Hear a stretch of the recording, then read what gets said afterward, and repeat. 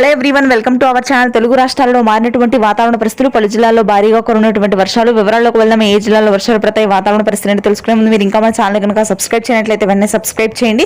ప్రస్తుతానికి తెలంగాణలో భారీ వర్షాలు నమోదవుతున్నాయి. బంగాళాఖాతంలో ఏర్పడినటువంటి అల్పపీడనం నేరుగా మనకి తెలంగాణకు విస్తరించడము, దీనికి తోడుగా నైరుతి రుతుపవనాలు కూడా మధ్య తెలంగాణ వరకు ప్రవేశించడంతో భారీ వర్షాలు నమోదవుతున్నాయి. హైదరాబాద్ లోని Yousufguda, Ameerpet, Kagaz Nagar, Malkajgiri, GHMC, Manikonda, Charminar, old city, Uppal, Nampally, Khairatabad, Himayat Nagar, అదేవిధంగా ఆదిబట్ల, గట్కేసర్, పంజాగుట్ట ప్రాంతాల్లో వర్షాలు అత్యధికంగా నమోదు కానున్నాయి రానున్నటువంటి 3 రోజుల పాటు.